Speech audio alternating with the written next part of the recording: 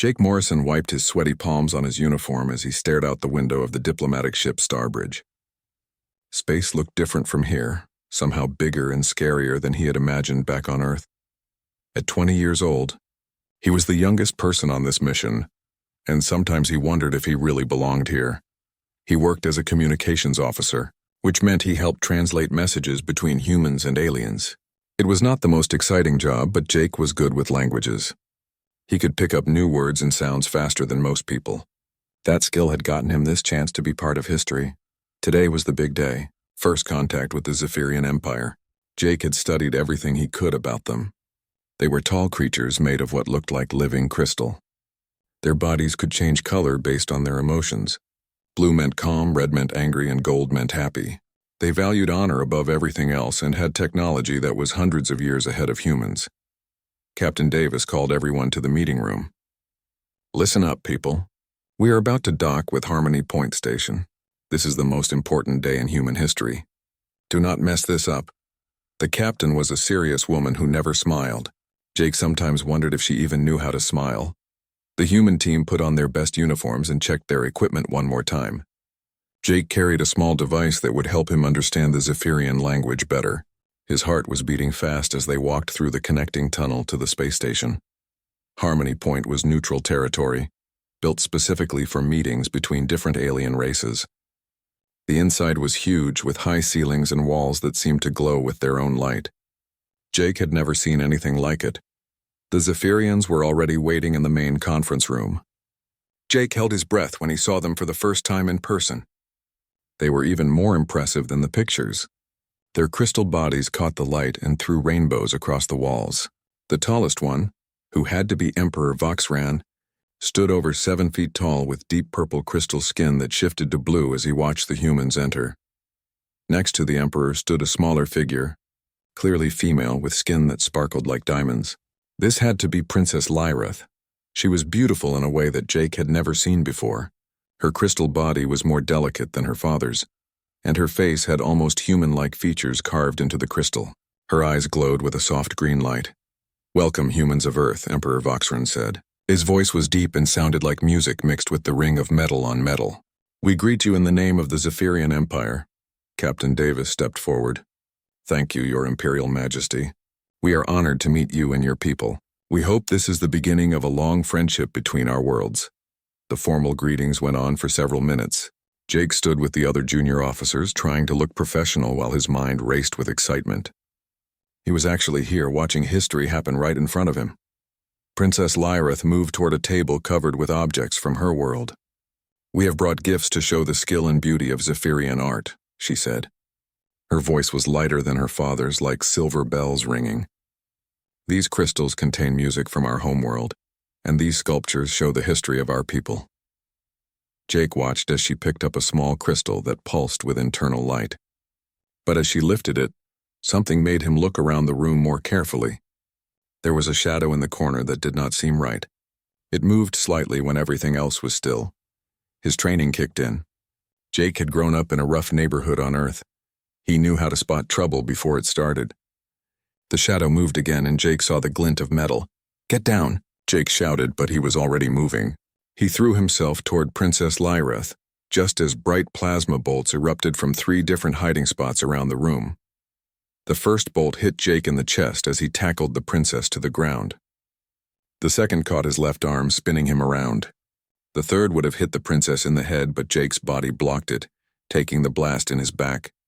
Pain like nothing he had ever felt before shot through his body. The smell of burning flesh filled his nose, and he realized it was his own. He could hear shouting and the sound of weapons firing, but everything seemed far away and muffled. Princess Lyrith was under him, her crystal skin now flashing bright red with alarm. Human, can you hear me?" she was saying, but her voice sounded like it was coming from underwater. Security forces from both sides rushed into the room. The attackers were other Zephyrians, but their crystal bodies were dark and cracked, marking them as outcasts. Jake learned later they were rebels who wanted to stop any alliance with humans. "The boy saved her," he heard someone say. He took 3 direct hits meant for the princess. Emperor Voxran appeared above him, his crystal body cycling through colors Jake had never seen before. "Get him to medical now!" the Emperor commanded. Use our best healers. Father, he protected me, Princess Lyrith said, her voice shaking. He did not even think about it. He just moved. Jake tried to speak to tell them he was okay, but no words came out. The pain was getting worse, spreading through his whole body like fire. His vision was starting to go dark around the edges. Will he live? He heard the princess ask. I do not know, came a voice he did not recognize. These are severe plasma burns. If we can get him to our medical bay quickly, perhaps. Jake felt himself being lifted onto something soft. The last thing he saw before everything went black was Princess Lyrith's face looking down at him. Her crystal skin was now a deep blue, which he remembered meant sadness or worry. As unconsciousness took him, Jake's last thought was that he hoped he had done the right thing. He hoped saving her life would help his people make friends with hers. He had no idea that his split-second decision would change not just his own life, but the future of both their worlds. Jake woke up slowly, like swimming up from the bottom of a deep, dark pool. Everything felt strange and heavy. His body did not hurt as much as he expected, but it felt different somehow. When he tried to open his eyes, the light was too bright and made him close them again right away. He is waking up, said a voice that sounded familiar. It was musical and light, like silver bells. Princess Lyrith, Jake remembered now. The attack, the plasma bolts. Throwing himself in front of the princess. He tried to speak, but only made a small sound. His throat felt dry and rough. Do not try to talk yet, the princess said gently. You have been sleeping for 3 days. Your body is still healing. Jake opened his eyes again, more carefully this time. He was in a room unlike anything he had ever seen. The walls seemed to be made of smooth, glowing crystal that gave off a soft blue light. Strange machines hummed quietly around his bed. The air smelled clean and somehow alive. Princess Lyrith sat in a chair next to his bed. Her crystal skin was a soft green color now, which Jake thought might mean she was feeling better. She looked tired, though. Her normally bright glow was dimmer than he remembered. How long have you been here? Jake asked. His voice came out as a whisper. Since they brought you in, she replied. I wanted to make sure you were going to be okay. Jake looked down at himself and was surprised by what he saw. His chest and arms were covered with some kind of clear gel that sparkled with tiny lights. Under the gel he could see his skin, but it looked different. There were marks across his chest and down his left arm that looked like lightning frozen in place. Those are your scars, Princess Lyrith explained, seeing him look. Our healing technology saved your life, but plasma burns leave permanent marks. In our culture, scars like those are considered very honorable. They showed that you were willing to suffer for someone else. The door to the room opened with a sound like singing crystal. Emperor Voxran entered, followed by several other Zephyrians in what looked like military uniforms. Jake tried to sit up, but the princess put a gentle hand on his shoulder to keep him lying down. Stay still, young human, the Emperor said. His voice was serious but not unkind. You are still recovering from very serious injuries. Emperor Voxran moved closer to the bed. Up close, Jake could see that the Emperor's crystal body was more complex than he had first thought. There were patterns in the crystal that seemed to move and shift as he watched. The Emperor's eyes were a deep gold color that seemed to see everything. I have come to speak with you about what you did, the Emperor continued. In our culture, we have a concept called soul binding. It happens when someone willingly takes harm that was meant for another person. It creates a sacred debt that can never be fully repaid. Jake was not sure what to say. He had not really thought about what he was doing when he jumped in front of the princess. He had just seen she was in danger and moved. I did not think about it, Your Majesty, Jake said honestly. I just saw the weapons and knew I had to do something. The Emperor's crystal skin shifted to a brighter gold color. That makes it even more remarkable. Most beings, even trained warriors, would hesitate for at least a moment. You did not hesitate at all. One of the other Zephyrians, an older female with silver-streaked crystal, stepped forward. Your Majesty, perhaps we should not put so much importance on one act of instinct. Emperor Voxran turned toward her, his skin flashing red for just a moment. Counselor Zareth, this human took 3 plasma bolts meant for my daughter. He nearly died protecting her. If that is not worthy of our highest honor, then nothing is. Jake looked between them, trying to understand what was happening. The princess leaned closer to him. My father was not sure about making an alliance with humans, she whispered. Many of our people think humans are too weak and emotional to be good allies. But what you did changed his mind. The Emperor heard her and nodded. She is right. I came into these negotiations expecting to find your people lacking in courage and honor. I thought humans were too soft, too concerned with their own safety to make reliable partners." He paused and looked directly at Jake. "You proved me wrong." Over the next few hours, more Zephyrians came to visit Jake. Some were curious, others seemed suspicious, but all of them wanted to see the human who had saved their princess. Jake found himself answering the same questions over and over. Why did he do it? Was he not afraid? Did he expect a reward? The truth was simple, but it seemed to surprise them every time. He had not thought about being afraid. He had not expected anything in return. He had just seen someone in danger and acted. Princess Lyrith stayed by his side through all the visits.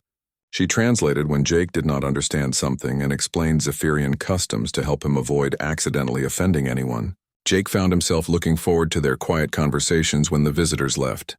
"Why did you insist on using your best medical technology to save me?" Jake asked during one of these quiet moments. The princess was quiet for a long time before answering. "I have been studying human culture as part of my education," she said finally. "I read about your capacity for sacrifice, but I thought it was exaggerated. Stories to make yourself seem more noble than you really are." She looked at him with those glowing green eyes. "When you threw yourself in front of those plasma bolts, I realized the stories were not exaggerated at all. If anything, they did not go far enough." Jake felt embarrassed by her praise. "Any human would have done the same thing, would they?" she asked. "Then your people are even more remarkable than I thought." As the days passed, Jake grew stronger. The healing gel was gradually removed as his body recovered. The scars remained, silver lines across his chest and arm that caught the light like the princess's skin. He found he did not mind them. They were proof that he had done something that mattered. Emperor Voxran visited him one more time before he was released from the medical bay. "Jake Morrison of Earth," the Emperor said formally, "you have shown honor that would make any Zephyrian proud. From this day forward, you will be welcome in any Zephyrian territory as a friend of our people." Jake bowed his head respectfully. "Thank you, Your Majesty. I hope this means our peoples can be friends too." The Emperor's crystal skin glowed bright gold. "I believe they can, young human. I believe they can." After Jake was released from the medical bay, Princess Lyrith offered to show him around the Zephyrian ship that had docked with Harmony Point. The ship was called the Crystal Dawn, and it was bigger than any human vessel Jake had ever seen. Everything inside seemed to be made of living crystal that responded to touch and thought. "How does it all work?" Jake asked as they walked through corridors that glowed with soft light. "Our technology is grown, not built," the princess explained. "We sing to the crystals and they shape themselves according to our needs. It takes many years of training to learn the right songs." Jake was fascinated. Human technology was all metal and circuits, but this was something completely different. Could a human learn to do it? Princess Lyrith stopped walking and looked at him with surprise. "I do not know. No one has ever tried to teach an outsider, but you seem to understand things quickly. Perhaps we could experiment." She led him to a small room filled with unformed crystals. They looked like rough glass, but Jake could feel energy coming from them. The princess hummed a low musical note, and one of the crystals began to glow and change shape. "Try to copy the sound," she said. Jake tried to hum the same note, but it came out all wrong. The princess laughed, a sound like wind chimes in a gentle breeze. "Not quite, but not terrible for a first try. Your throat is shaped differently than ours. We will have to find sounds that work for you." They spent hours practicing. Jake could not make the exact sounds the princess could, but he found he could create similar effects using different tones. It was like learning a new language, but with music instead of words. Word of their experiments spread quickly through the ship. Some Zephyrians were curious, others seemed offended that an alien was learning their sacred arts. Jake did not let the disapproval bother him. He was too excited about learning something completely new. Captain Davis was not happy when she heard what Jake was doing. "You are supposed to be working on communications, not playing with alien toys," she told him. "But Captain, learning their technology could help us understand them better," Jake argued. "Is not that part of our mission?" She was not convinced, but she let him continue as long as he still did his regular work. Meanwhile, the peace talks between humans and Zephyrians were going well. Both sides were finding common ground on trade agreements and shared exploration projects. Jake often served as a translator during these meetings, and he noticed that his presence seemed to make the Zephyrians more relaxed. One day, A group of young Zephyrian warriors approached Jake while he was eating lunch in the ship's main hall. They were all about his age, with bright, colorful crystal skin that marked them as fighters.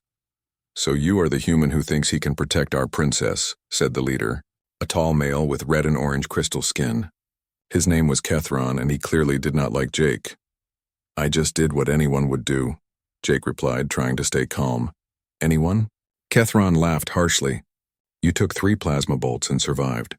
Do you think that makes you strong enough to stand with Zephyrian warriors?" The other young Zephyrians gathered around Jake's table. He could feel the tension in the air. These warriors wanted to test him, to see if his brave act was just luck or if he really had what it took to be worthy of their respect. "What do you have in mind?" Jake asked. Kethron smiled, showing crystal teeth. "Combat trials. 3 challenges. If you can complete them without giving up, we will acknowledge that you have some small amount of honor." Jake looked around the hall. Other Zephyrians were watching now, including some of the adults. He spotted Princess Lyrith at a nearby table. She looked worried but nodded slightly when their eyes met. She believed he could do it. "All right," Jake said, standing up. "I accept your challenge." The first trial was a test of strength. Jake had to lift and carry a series of crystal weights across an obstacle course. The weights were designed for Zephyrian strength, which was much greater than human strength. Jake could barely lift the smallest weight, while the Zephyrian warriors handled them easily. But Jake did not give up. He used his human flexibility to find different ways to move the weights. Where the Zephyrians lifted them overhead, Jake rolled them. Where they carried them in their arms, Jake dragged them. It took him much longer than anyone else, but he completed the course. The second trial was a test of combat skill. Jake had to fight 3 different opponents using traditional Zephyrian crystal weapons. The weapons were heavy and awkward in his human hands, and he lost all 3 fights quickly. But each time he was knocked down, he got back up and tried again. "Why do you keep fighting when you know you cannot win?" Kethron asked after the 3rd defeat. "Because giving up is not an option," Jake replied, wiping blood from his nose. The final trial was a test of will. Jake had to stand perfectly still while the young warriors tried to distract him with insults, loud noises, and even minor physical attacks.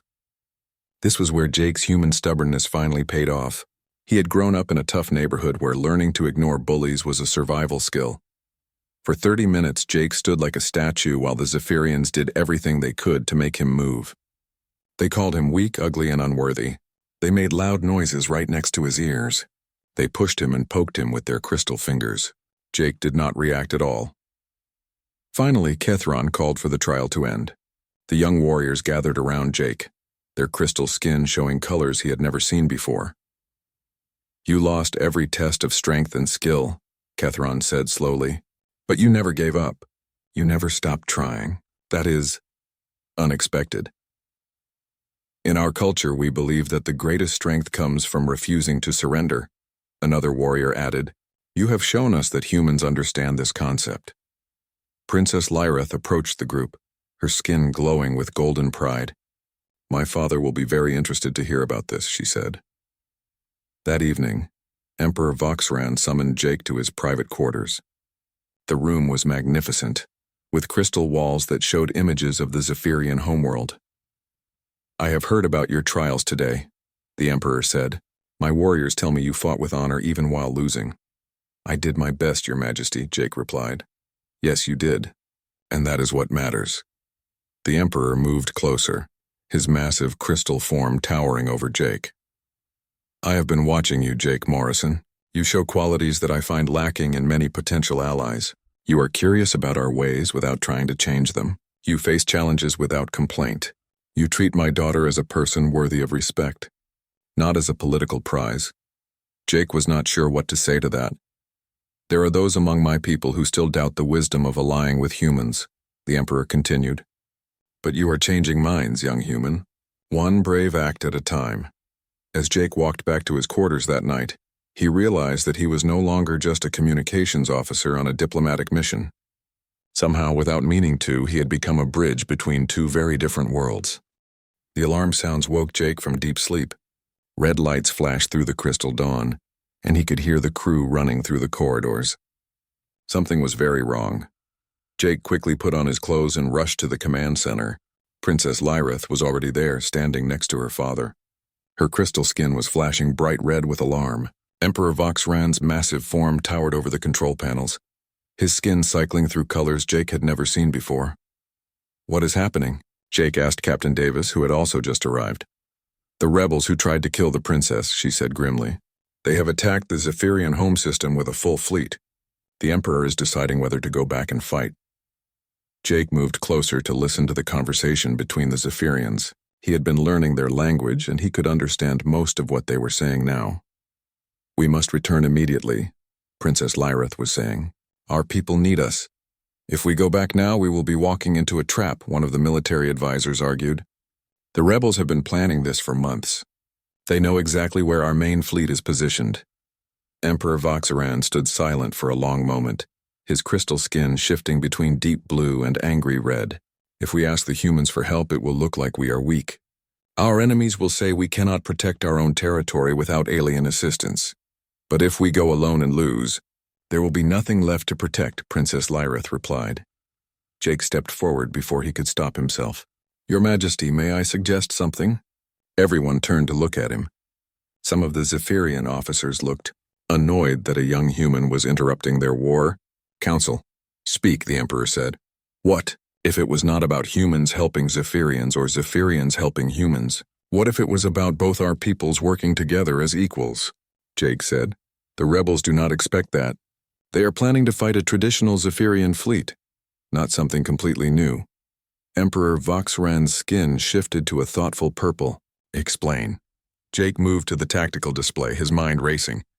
"Human ships are smaller and faster than yours, but they are not as strong. Zephyrian ships are powerful, but they move in predictable patterns. What if we combined them? Human ships could provide speed and unpredictability, while Zephyrian ships provide the heavy firepower." "The boy has a point," said Admiral Quintar, the fleet commander.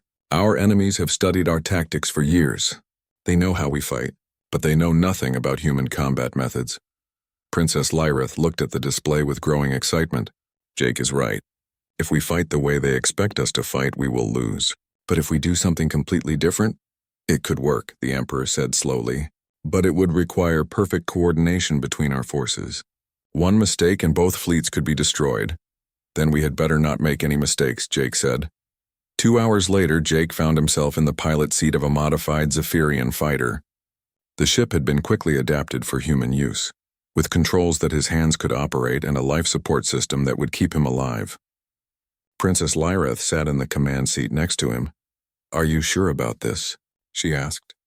"You have never flown in actual combat before." "Neither have you," Jake pointed out. "But we trained together. We know how each other thinks." The princess smiled, her crystal skin glowing with golden confidence. "That is true. And besides, someone has to keep you from flying into an asteroid." The combined human Zephyrian fleet dropped out of hyperspace at the edge of the Zephyrian home system. Jake could see the rebel ships immediately on his scanner. There were a lot of them, more than he had expected. "All ships, this is Emperor Voxran," came the voice over the communication system. "Today we fight not as separate peoples but as allies, humans and Zephyrians together. Show these rebels what unity can accomplish." The battle began immediately. The rebel ships moved to attack in the traditional Zephyrian formation, expecting the Imperial fleet to respond in the usual way. Instead, they got chaos. Jake dove his fighter through a gap in the rebel line that no Zephyrian pilot would have attempted. The space was barely wide enough for his ship, but human reflexes and the fighter's small size got him through. Princess Lyrith coordinated with the main fleet, directing heavy weapons fire to the exact spots where Jake's attacks had weakened the enemy shields. "Jake, there are 3 fighters coming up behind you," the princess warned. "I see them," Jake replied, pulling his ship into a spiral that would have made any Zephyrian pilot sick. Humans were used to rapid direction changes. The rebel pilots were not expecting such wild flying and overshot their target. All around them, the same pattern repeated. Human ships would dart in and out like angry wasps, confusing the rebels and creating openings for the powerful Zephyrian ships to strike. The rebels tried to adapt, but they had trained their whole lives to fight other Zephyrians. Fighting humans was like trying to fight the wind. "Their main command ship is pulling back," Princess Lyrith reported. "They are trying to retreat." "Not if I can help it," Jake said grimly. He pushed his fighter to maximum speed, racing toward the large rebel vessel. It was heavily armed and dangerous, but it was also slow and predictable. "Jake, do not be stupid," the princess said. "That ship can destroy you easily." "Not if it cannot hit me," Jake replied. He began flying in a pattern that looked completely random but was actually carefully planned. Every time the command ship fired its weapons, Jake was somewhere else. While the big ship focused on trying to kill one annoying human fighter, Princess Lyrith brought the main Zephyrian fleet into position. The rebels realized their mistake too late. "This is Admiral Thekmore of the rebel fleet," came a transmission. "We surrender. The battle was over." The combined fleet had won a complete victory with surprisingly few losses. As Jake brought his fighter back to the Crystal Dawn, he could see human and Zephyrian ships flying together in formation. Emperor Voxran was waiting for him in the hangar bay. The Emperor's crystal skin was the brightest gold Jake had ever seen. "That was incredible flying, young human," the Emperor said. "I have never seen anything like it." "Princess Lyrith made it possible," Jake replied. "She coordinated everything perfectly." "Yes, she did," the Emperor agreed, looking at his daughter with obvious pride. "You two make an excellent team." That evening, the Emperor called Jake to his quarters for a private meeting. The room was filled with the soft glow of celebration crystals. Indicating a great victory, "Jake Morrison," the Emperor said formally, "what you have done today goes far beyond the debt created when you saved my daughter's life. You have proven that humans and Zephyrians can work together as equals. You have shown tactical brilliance and personal courage." Jake waited, sensing that something important was coming. "According to our ancient laws, a ruler may adopt any person who has shown exceptional honor and wisdom, regardless of their birth or species," the Emperor continued. "Jake Morrison of Earth, I formally adopt you as my son and heir. You will have all the rights and responsibilities of a prince of the Zephyrian Empire." Jake stared at the Emperor in shock. "Your Majesty, I do not know what to say."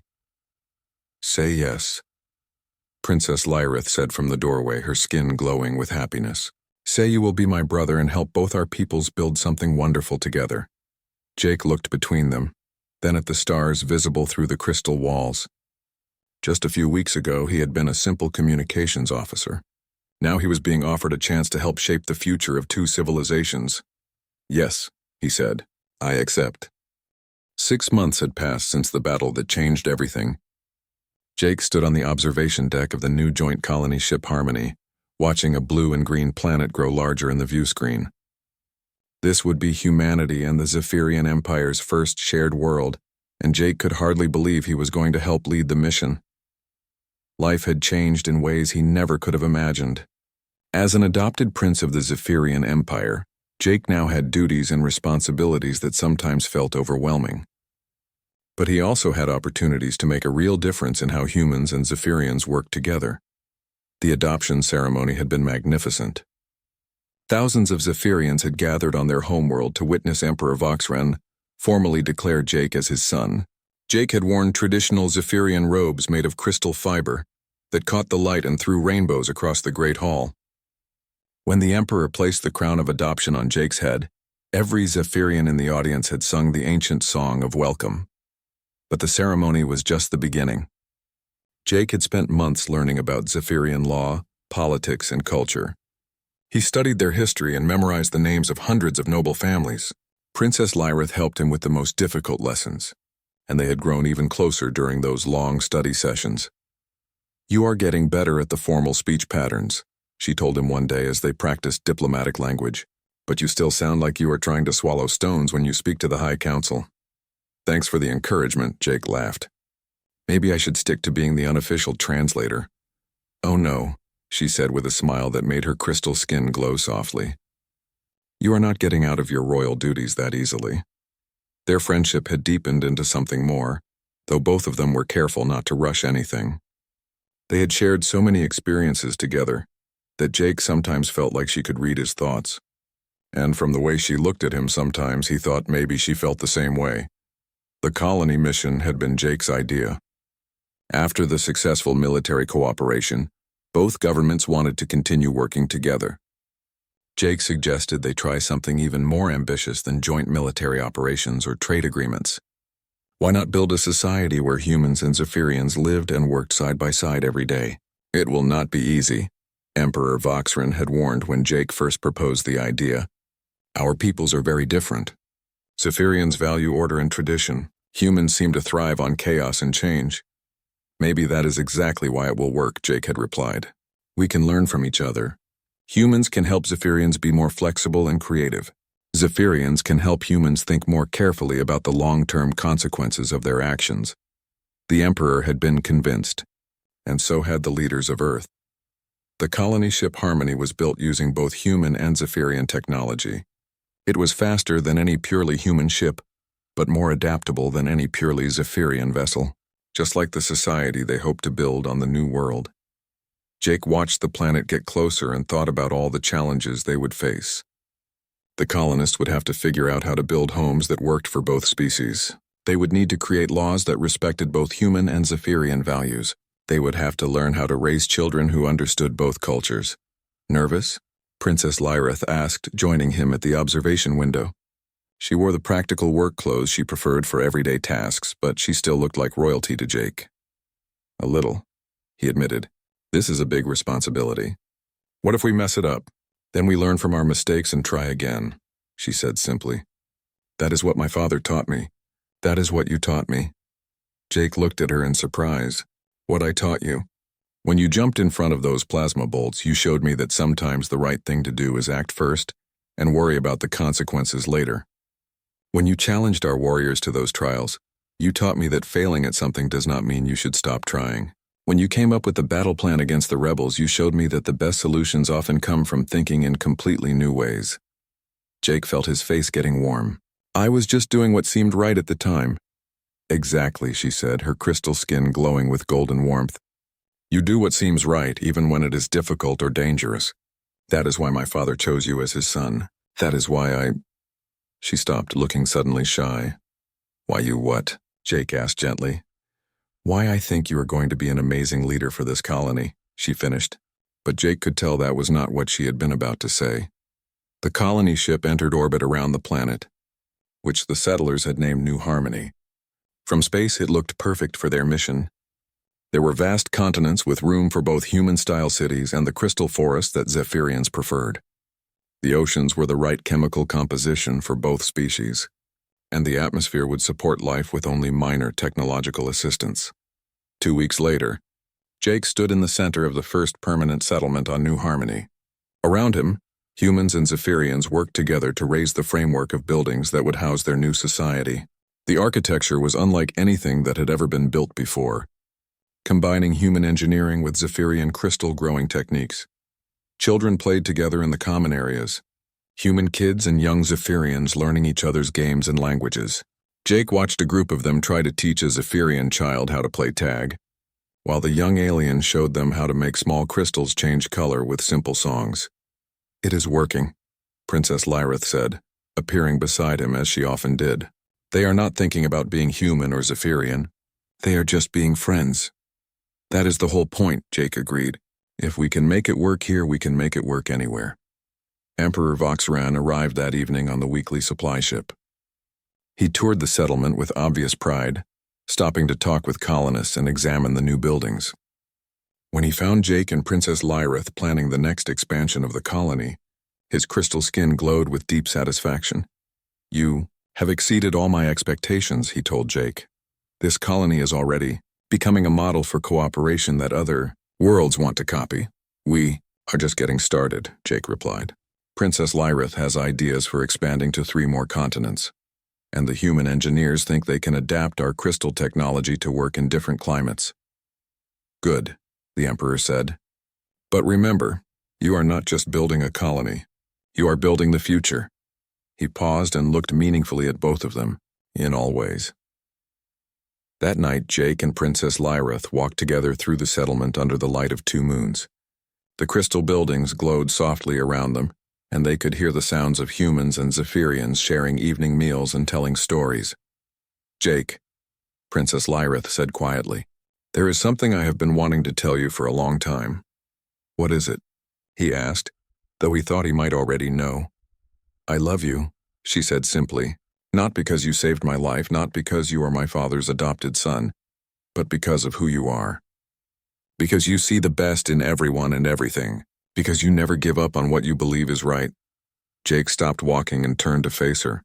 In the soft light of the crystal buildings, she looked more beautiful than ever. But more than that, she looked happy and free and full of hope for the future they were building together. "I love you too," he said. "I have for months, but I was not sure if you felt the same way." They held hands as they continued walking, talking quietly about their plans for the colony and their hopes for their own future together. Above them, the stars shone down on a world where two very different species were learning to live as one people. Jake touched the scars on his chest, those permanent reminders of the moment that had changed everything. They no longer hurt, but they would always be part of him, just like his memories of being a simple communications officer from Earth and his new identity as a prince of the Zephyrian Empire. He was both now, and somehow that made him exactly who he was supposed to be.